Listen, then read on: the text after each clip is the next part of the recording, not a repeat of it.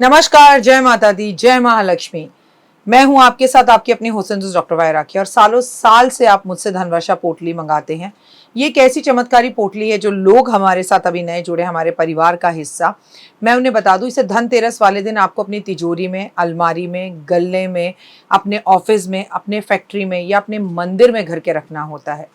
ऐसा नहीं है कि इस पोटली को रखने के बाद धन की बारिश होने लगती है और आप हाथ पर हाथ धरकर घर पर बैठ जाइए, बाकी सब कुछ तो ये पोटली कर लेगी। अगर ऐसा होता तो ये पोटली अपने हाथों से बनाकर पूरे देश में मैं बांट देती।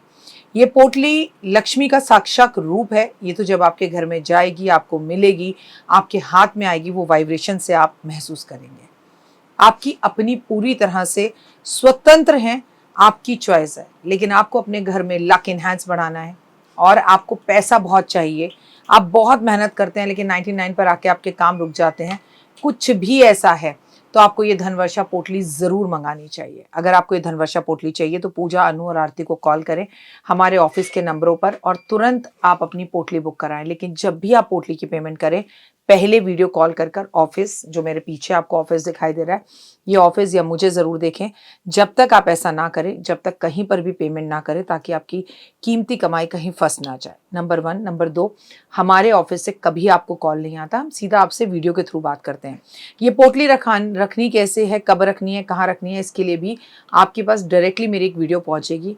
इस तारीख पर रखिएगा, इस समय रखिएगा और आपको पूरी जानकारी दी जाएगी। तो अगर आपको ये चमत्कारी पोटली चाहिए तो तुरंत हमें कॉल करें। जय माता दी।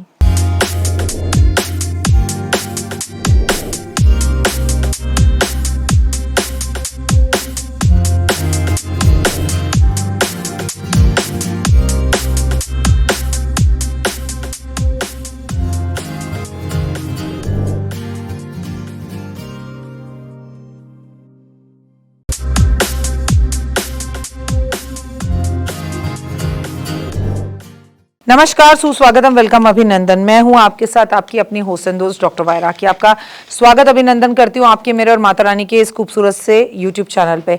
22 सितंबर 2025 से नवरात्रे शुरू होकर 1 अक्टूबर 2025 पे संपूर्ण हो रहे हैं और मैं बहुत खुश हूं। शायद माता रानी ने बहुत सोच समझ कर नवरात्रे ऐसे रखे होंगे, क्योंकि भैया सीधी बात है, नवरात्रे मतलब माँ के हैं। तो माँ जब रक्षा करने पर अपने बच्चे के आती है तो दुनिया की कोई ताकत और शक्ति उस बच्चे का कुछ बिगाड़ नहीं पाती है। तो माँ आ रही है, 9वां महीना है, 9वें साल है, 9वीं एनर्जी है, तो हम सबको डर भी लग रहा है। और हमने देखा भी, पहले ही सितंबर को जो है भूकंप आ गया, 300 लोग मर गए अफगानिस्तान में।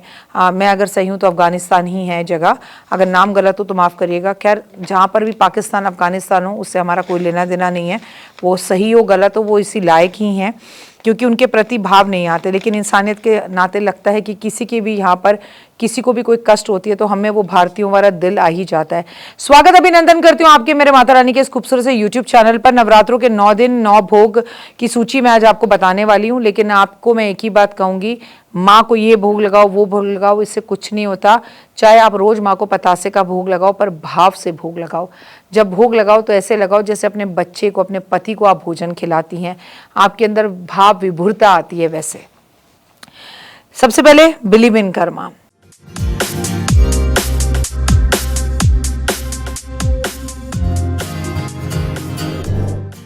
जाने किस दिन माँ को किस स्वरूप को क्या भोग लगाएं। पहले दिन माँ शैलपुत्री को भोग लगाएं।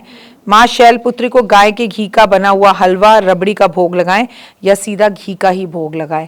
और मैं हमेशा आपसे कहती हूँ कि माँ शैलपुत्री को नारियल और मिश्री का भोग भी जरूर लगाएं। माँ के दूसरे दिन माँ ब्रह्मचारिणी को भोग लगाएं। माँ ब्रह्मचारिणी का जो भोग है वो शक्कर पंचामृत शामिल जरूर करें। इससे जातक की लंबी आयु होती है। और माता पार्वती की पूजा पूरे 9 दिन जरूर करें। चाहे आप किसी भी तरह से माँ दुर्गा की पूजा करें, पर शिव परिवार पर जाकर अगर आप सब कुछ अर्पण कर दें और माँ दुर्गा के मंदिर ना भी जा पाएं तो चलेगा, लेकिन आप माँ दुर्गा के मंदिर जा रहे हैं और शिव मंदिर नहीं जा रहे तो कुछ अधूरा रह जाएगा। अगर माँ के तीसरे दिन की बात की जाए, माँ चंद्रघंटा को भोग लगाएं, दूध से बनी हुई चीजों का भोग लगाएं और हो सके तो इसमें आपके लिए धन के लाभ और रास्ते खुलेंगे।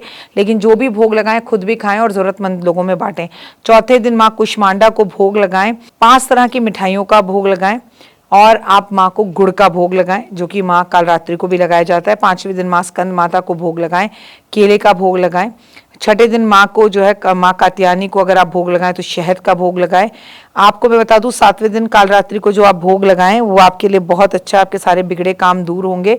और वो गुड़ का भोग लगाएं, आपके लिए बहुत अच्छा रहेगा। स्कंद माता को आप केले का भोग लगाएं।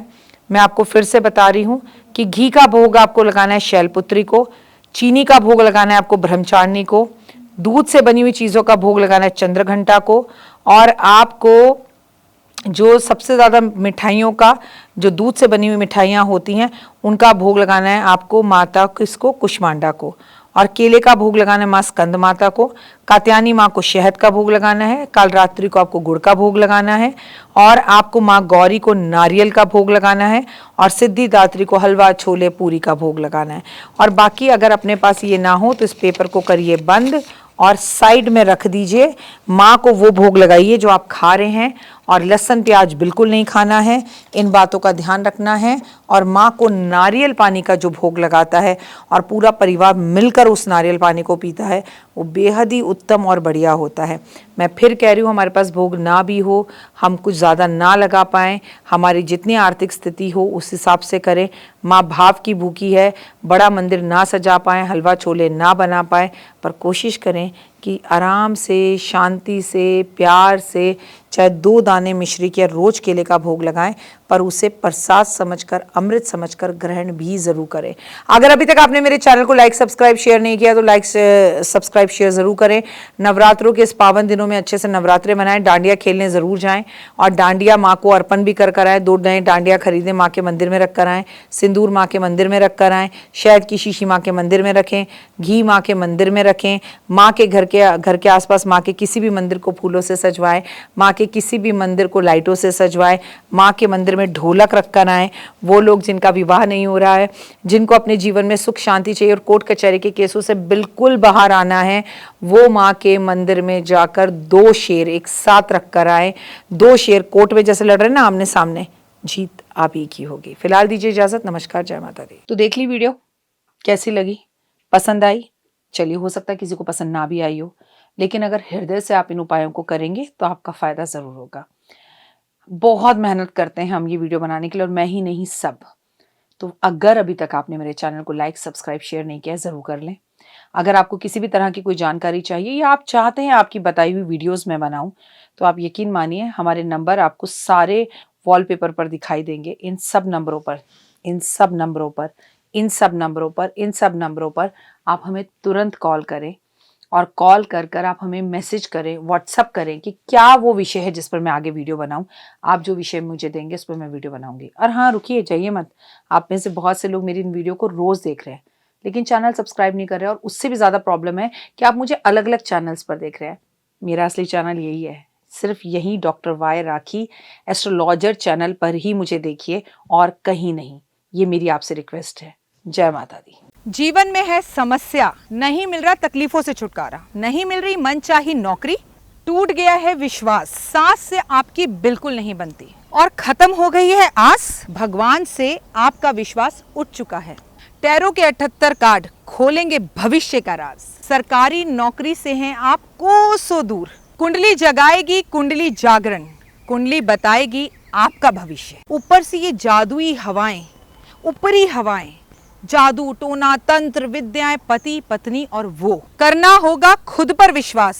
दीजिए मुझे भी एक मौका, अपनी कुंडली दिखाइए, टैरो कराइए, लेकिन अपनी जिंदगी को जल्द बदलवाइए। मैं हूं डॉक्टर वाई राखी। आप मुझसे बात कीजिए, फ़ोन कीजिए, अपॉइंटमेंट लीजिए, आपकी ज़िंदगी के अंदर आएगा ज़बरदस्त बदलाव।